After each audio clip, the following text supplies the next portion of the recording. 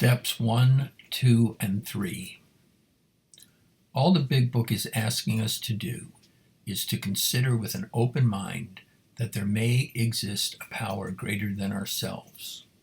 So when the Big Book speaks of God, it means your own conception of a power greater than oneself.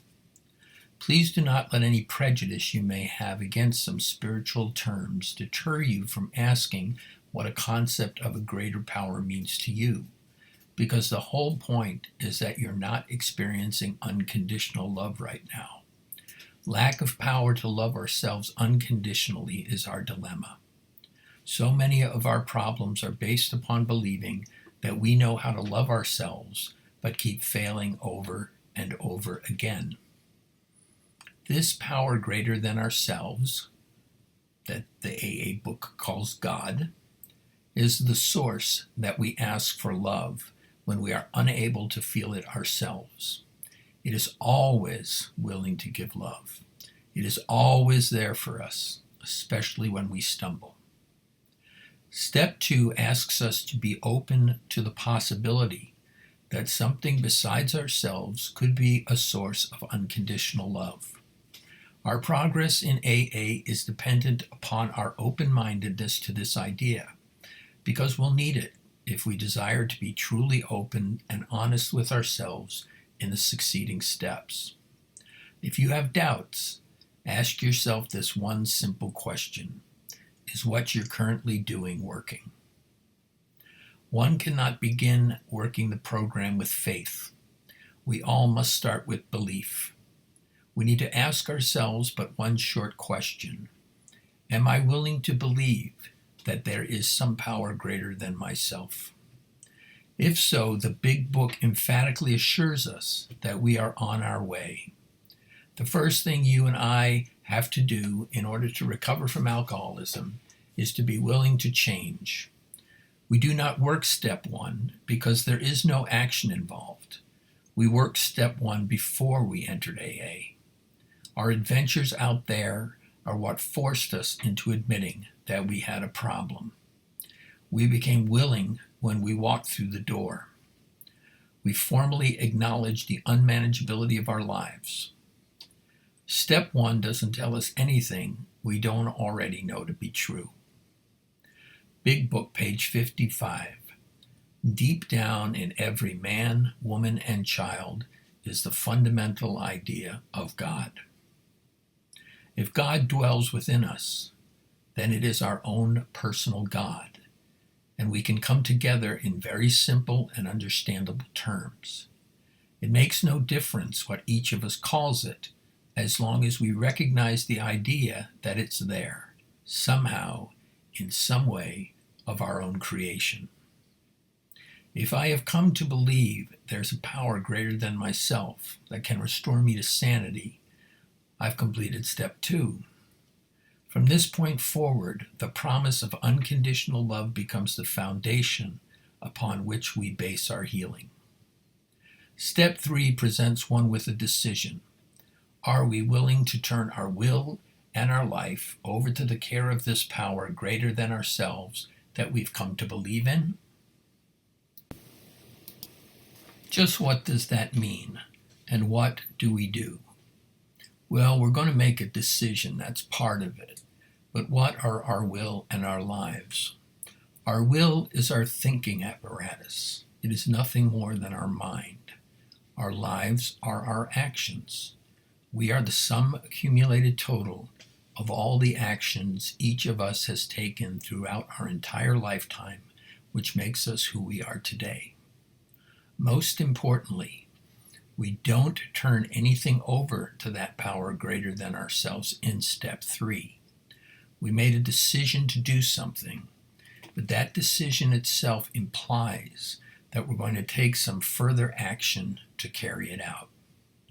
Now, as we go forward into the action steps of the AA program, it is very important to understand that there is no quick fix for this work.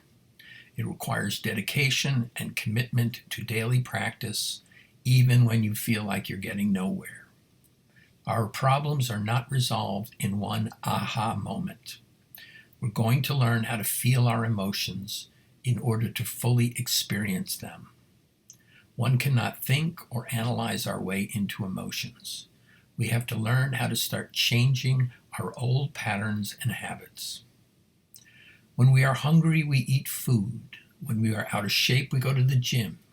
When we're tired, we rest.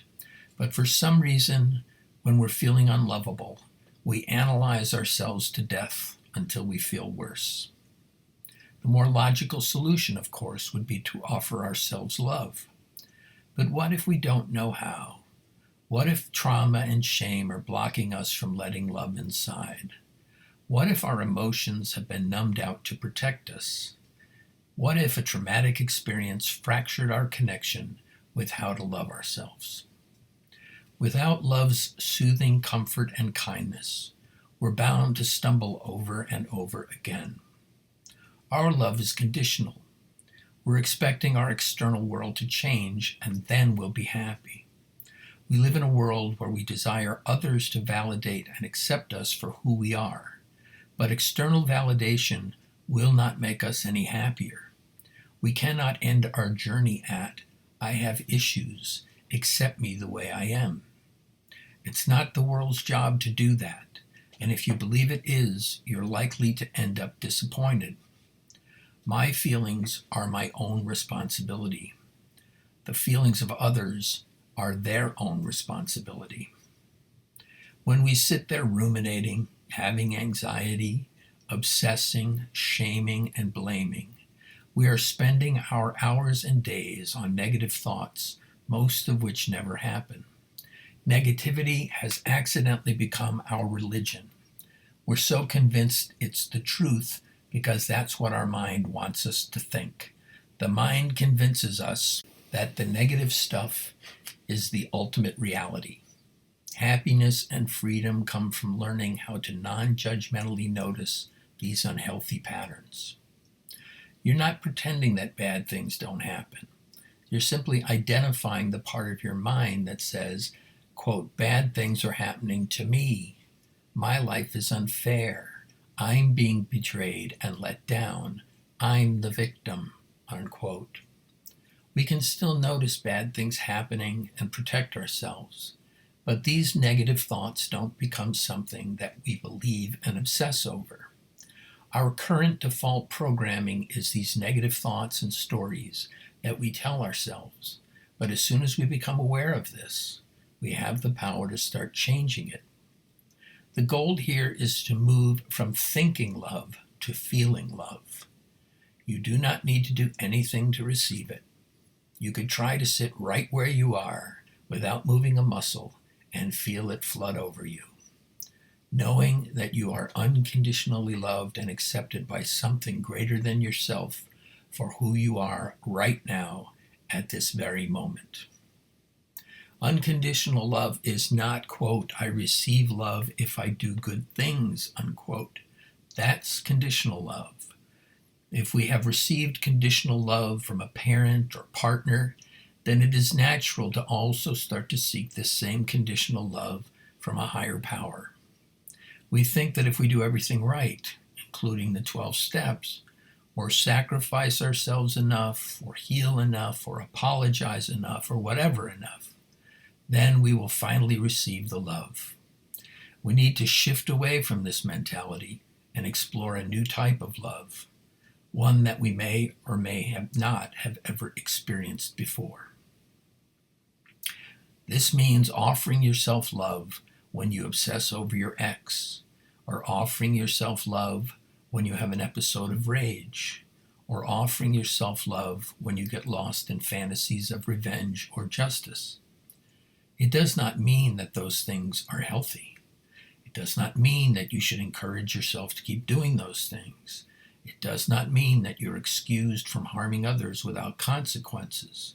It does not mean that you should expect others to feel sorry for you as you work through this process.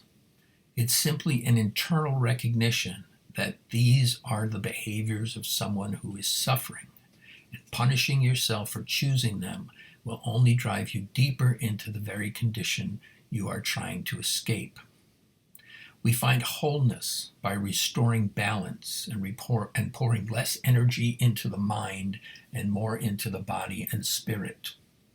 The body is filled with extremely painful emotions like guilt, shame, rejection, fear.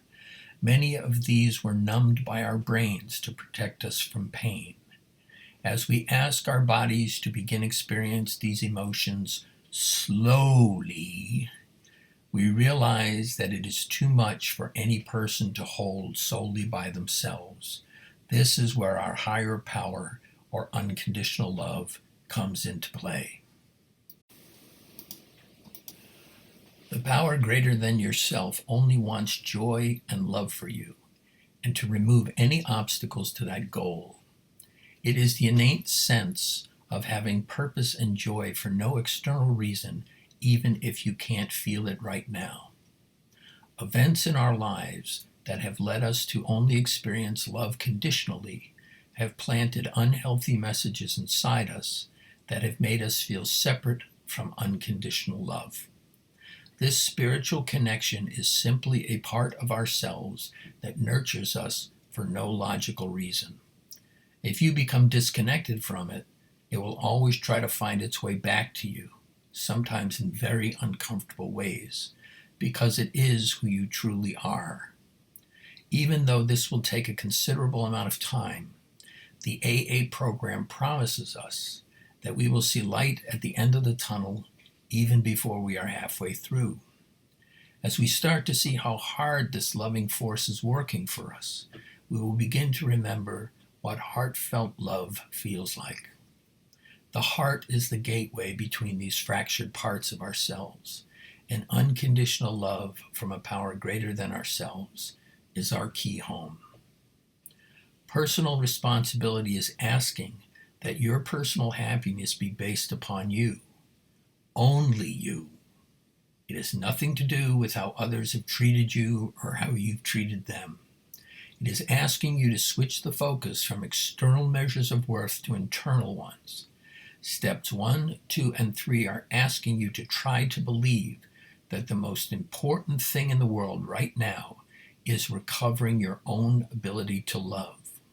If we truly want love and connection, we need to go through the hard work and pain required to change ourselves. If we decide we are willing to do this, we are ready to take step 4.